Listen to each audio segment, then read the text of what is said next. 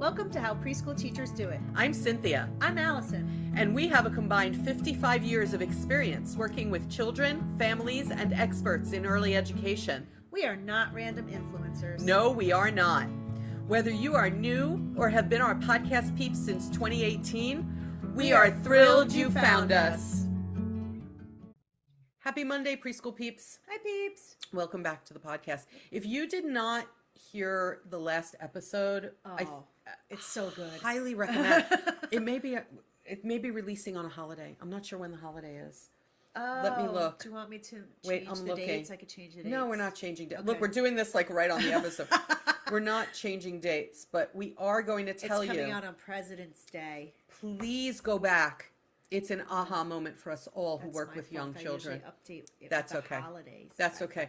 We're just going to tell people maybe for a couple of episodes, please go back to episode 367, which should be, if I've done this correctly, about interoceptive awareness. Yes.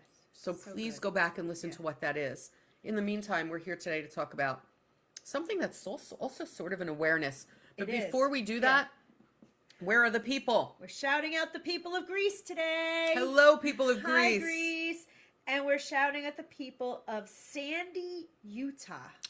I honestly don't know why I know the name of your town. But I do. When we came up with Sandy, Utah, there's got to be something that happens in Sandy, Utah that I've heard about. Yeah. I don't know what. If you're in Sandy, Utah, which they are because they're listening to us, please let me know. Please let me know what happens there that I might have heard of. Maybe there's an event that happens there, like a festival or something. Maybe a festival. I don't know. Yeah. I don't know. Anyway, you'll let me know. Hi. Okay. Get back to me on that. Yeah. All right. So we're here today to talk about something that's an awareness or a lack thereof. A lack thereof. And the things that we say to children where they just don't know what to do with it.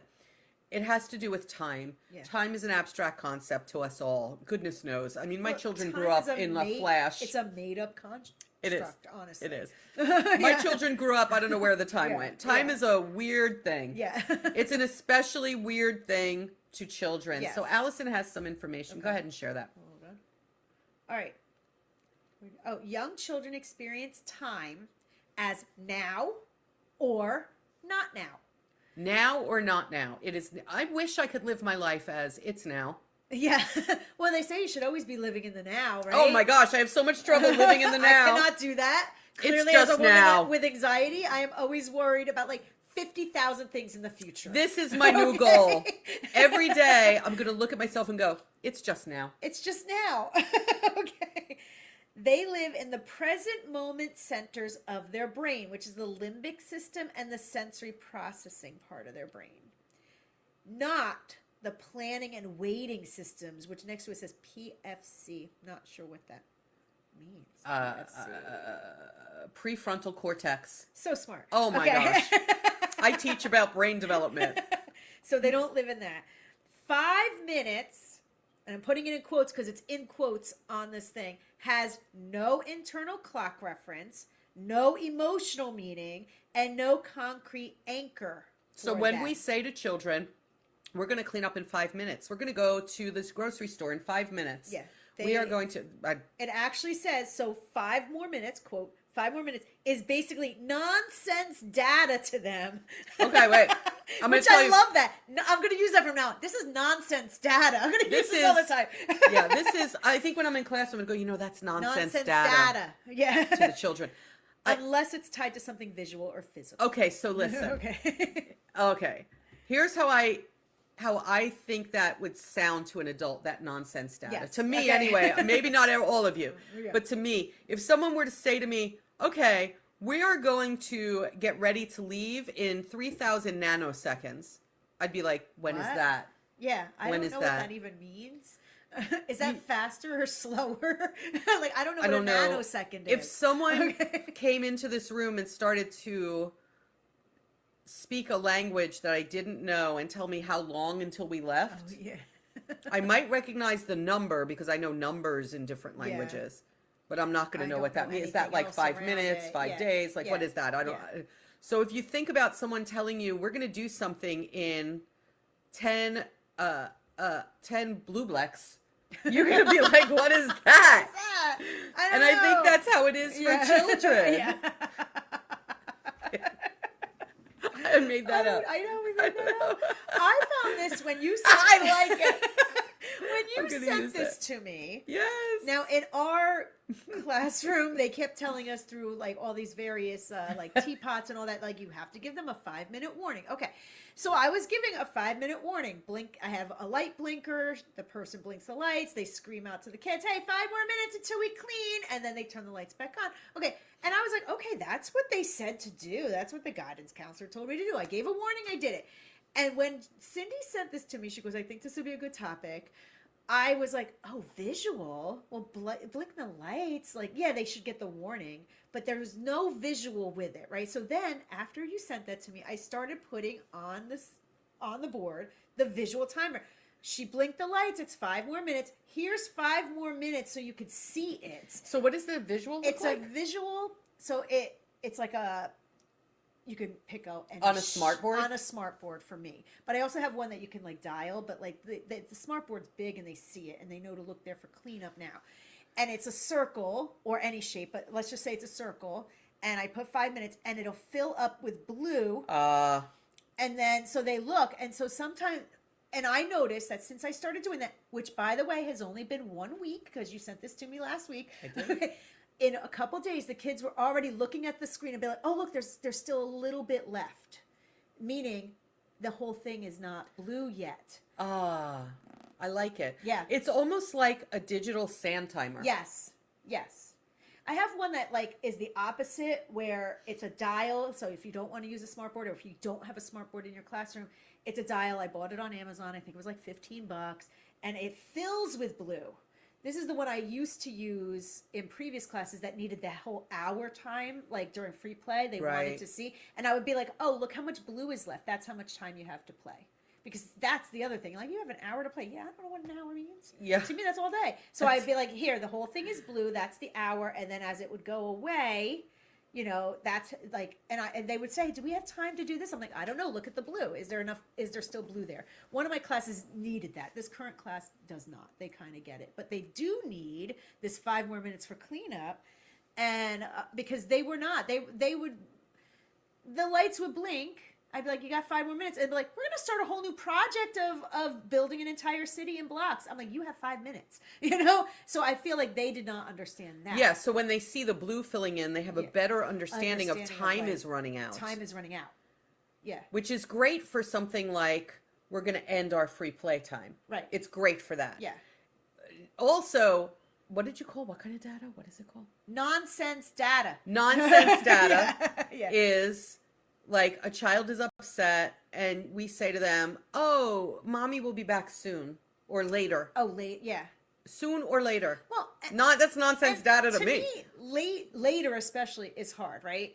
Like if I say like right now it's 12:30, later is still 12:31 is later. 12:32 is later. You know, like that's such an abstract thing. But even think about like, so I'm always interested in what time is my husband getting home from work. I work mostly at home. Yeah. Knowing what time he gets home helps me out with planning other things I need to do or whatever. Yeah. So I often text him for his ETA. Right. If he says soon, I'm like, when's that? When does that mean? Right. Yeah. I need to know when that means. So when we look at children who are upset and say, oh, mommy will be back later, mommy will be back soon, that's meaningless.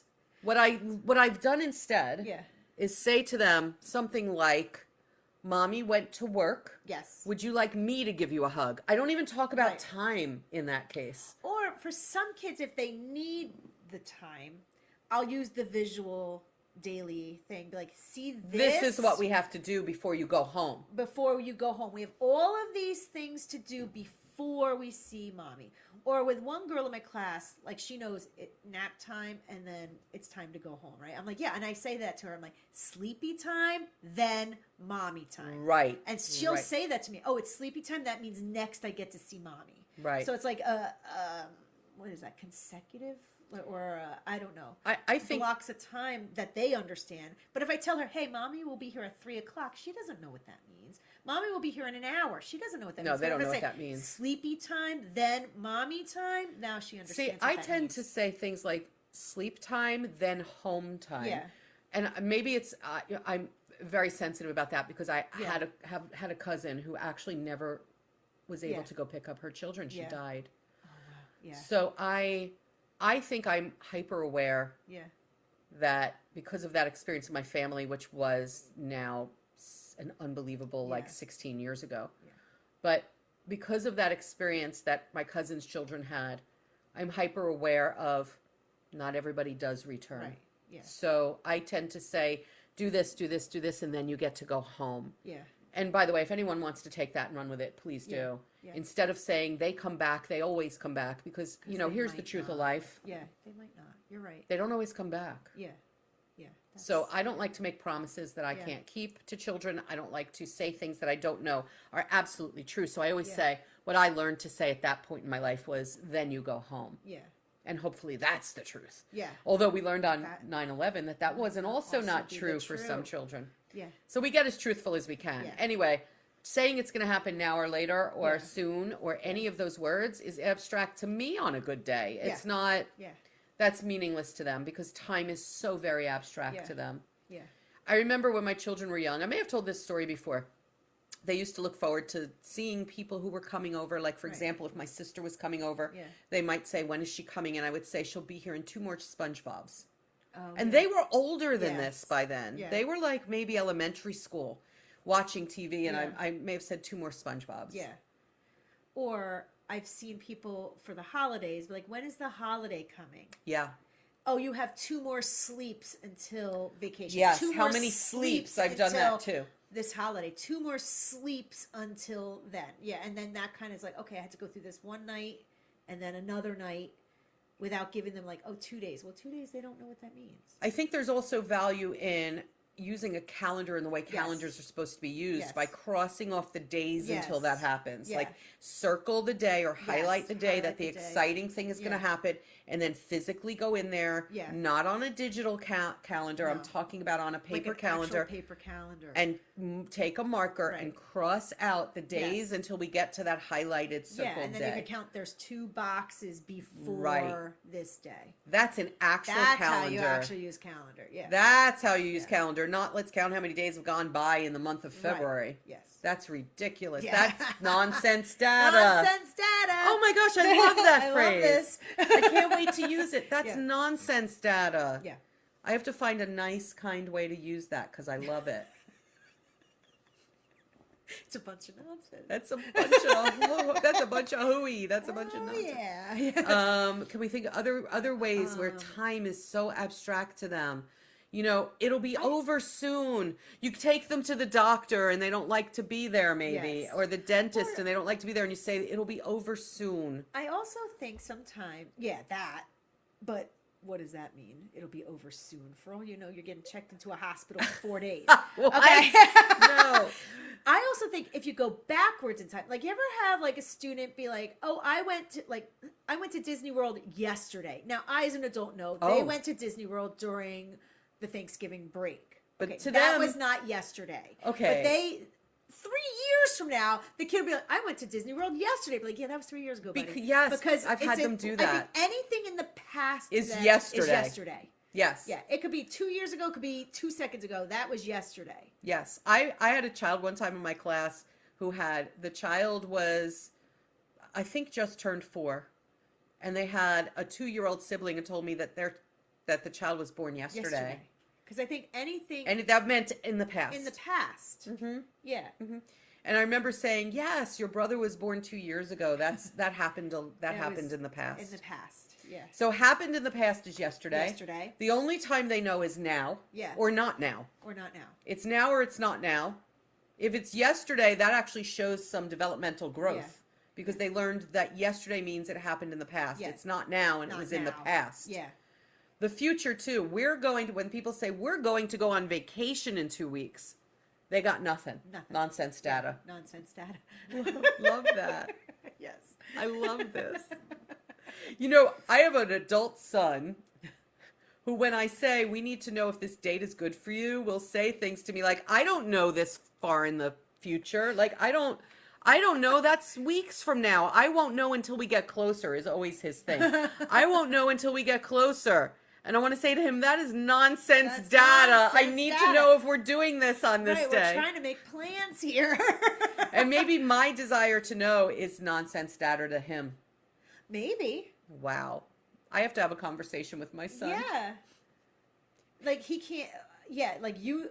I'm more of a planner kind of person. I don't like things sprung on me. I don't want you to tell me at the last minute, oh, by the way, we're going here. No, no, no. You should have told me that yesterday if we're going there. I gotta prepare. This is Yes. And those two people usually marry. That's what I've noticed, okay? Because I'm the one that's like, no, what do you mean? Like, I can't, like, and I wonder if it's like either I never learned time well, or I overlearned, hyper aware of time. Like, I don't know. Maybe we're hyper aware of time, right? And the other person is just like, time doesn't mean anything. So how come I'm so aware of time, but my younger son is so unaware of that sort of thing, is not a planner like that. I mean, he does do great plans when he does plans. He's a different kind of planner than I am. Can't think that far ahead, where he's always like, I don't know that far in the future. Lots of things can happen. There's a small group of us who want to reply to his wedding invite saying, I don't know this far ahead. I'll let you know when the date gets closer. I'll let you know when the date is closer. I really want to RSVP that way. You should. That's funny. He would laugh, I think. He would laugh. Yeah. Anyway, if he's listening, if he or his fiance are listening to this, don't be surprised if you get RSVPs from the immediate family that say, I'll let you know as it gets closer. Because multiple people have told me that that's how they want to respond to you. That's so fun. Man. Anyway, so yes, what we're saying in this episode is know when you've given children nonsense data, and you have to give them visuals. Yes. That they can interpret. You have to ask them, what do you think it means when the blue fills in? Yeah. What do you think it means when I cross out the days in the calendar? Yes. Yeah. Please make sure that they're understanding what you mean. Right? Ask them for the feedback. What do you think this means when I do this? Right. Whereas like when I did the timer for the 5 minutes, they had already known timer. They we use it visual, for like with that time. thing that fills in. We use it for snacks so that they're not just sitting there for 4 years eating, And so they would know, like, oh, I'm like, oh, look, you only have like 3. Look, there's a little bit of white left. That means you should be finishing up your snack.